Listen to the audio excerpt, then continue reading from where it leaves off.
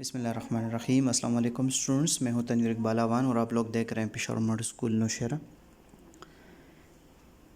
یہ جو ویڈیو آپ کے ساتھ شیئر کی جا رہی ہے کلاس 10 کے لیے ایس وی ٹی ہے for the month of August, subject اسلامیات ہے۔ جون کے ایس وی ٹی کے مارکس اور اگست کے ایس وی ٹی کے مارکس آپ لوگوں کے سپٹمبر آن لائن اسسمنٹ میں انکلوڈ ہوں گے انشاءاللہ۔ اس سے پہلی والی ویڈیو میں ہم نے آپ کے ساتھ کوسچن نمبر 1 شیئر کیا تھا۔ آج کوسچن نمبر 2 میں آپ کے ساتھ شیئر کر رہا ہوں۔ سوال نمبر 2 ہے، جو اپنی بیوی کو ماں کہہ دے اس کا کفارہ کیا ہے؟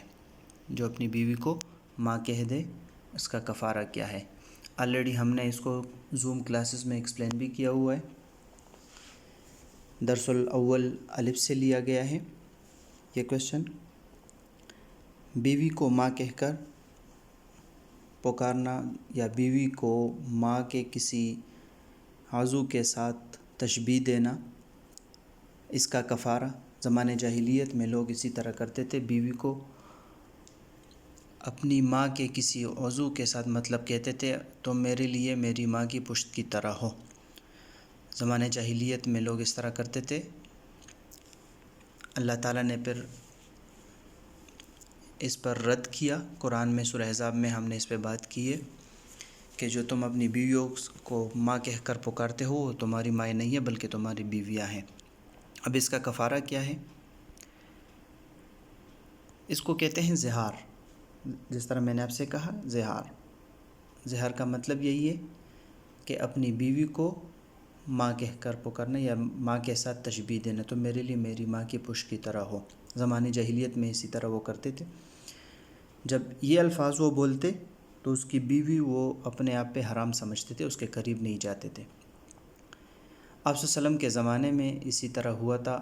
ایک صحابی نے اپنی بیوی سے کہا تھا کہ تم میرے لیے میری ماں کی پشت کی طرح ہو۔ اوس بن صامت رضی اللہ تعالیٰ عنہ، حولہ بنت ثعلبہ رضی اللہ تعالیٰ عنہ ان کی بیوی تھی، ان سے یہ الفاظ کہے تھے۔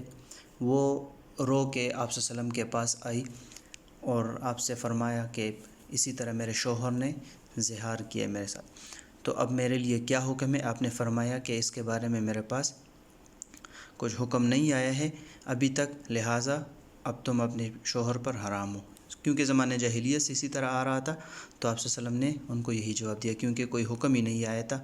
وہ رو رہی تھی، آہ و زاری کر رہی تھی، اور انہوں نے کہا کہ چلو میں اپنے اللہ سے میں فریاد کر لوں گی۔ وہ اللہ تعالیٰ سے فریاد کر رہی تھی کہ آپ صلی اللہ علیہ وسلم پر وحی کے اثرات نمودار ہوئے۔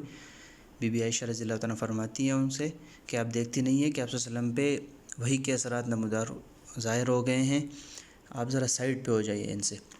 جب وحی ختم ہوئی تو آپ صلی اللہ علیہ وسلم نے حولہ بنت ثعلبہ رضی اللہ تعالیٰ عنہ سے فرمایا کہ اپنے شوہر کو بلاؤ۔ اوس بن صامت رضی اللہ تعالیٰ عنہ کو بلایا گیا۔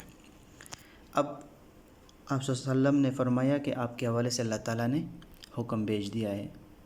سورہ مجادلہ میں اللہ تعالیٰ نے اس کے احکام پر آ گئے اور کفارہ بھی اللہ تعالیٰ نے ذکر کیا۔ اب زہار کا جو کفارہ ہے، آپ نے فرمایا کہ ایک غلام یا لونڈی آزاد کرے۔ ایک غلام، اس زمانے میں غلام تھے، لونڈیاں تھی۔ انہوں نے کہا کہ اوس بن صامت رضی اللہ تعالیٰ نے کہا کہ میرے پاس تو غلام یا لونڈی نہیں ہے، میں خود غریب ہوں۔ تو آپ نے فرمایا اگر اس پر قدرت نہ ہو تو 2 مہینے کے لگاتار مسلسل روزے رکھے۔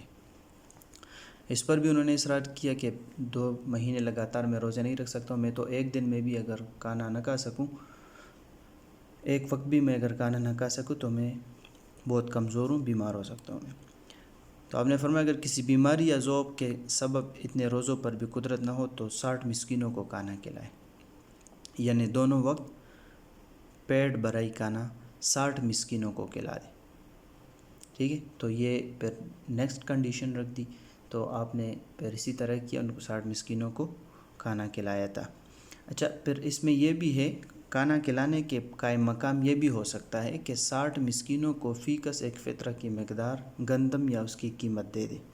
انہوں نے تو کھانا کھلانے پر بات ختم کر دی، مطلب وہ راضی ہو گئے اور ان کی طرف سے آپ صلی اللہ علیہ وسلم نے ان کے ساتھ مدد کی اور کھانا کھلانے میں۔ لیکن یہاں پہ یہ بھی ہو سکتا ہے کہ 60 مسکینوں کو فی کس ایک فطرہ کی مقدار گندم یا اس کی قیمت دے دے۔ فطرہ کی مقدار ہمارے موجودہ وزن کے اعتبار سے 2.25 سیر گندم ہے، اس کی قیمت بھی دی جا سکتی ہے۔ تو یہ زہار کا کفارہ ہے۔ سوال نمبر 2 تھا آپ لوگوں کا جو میں نے آپ کے ساتھ شیئر کیا ہے۔ انشاءاللہ نیکسٹ ویڈیو میں ہم کویسچن نمبر 3 آپ کے ساتھ شیئر کریں گے۔ فی الحال کے لیے ہمیں دیجیے اجازت۔ السلام علیکم ورحمۃ اللہ وبرکاتہ۔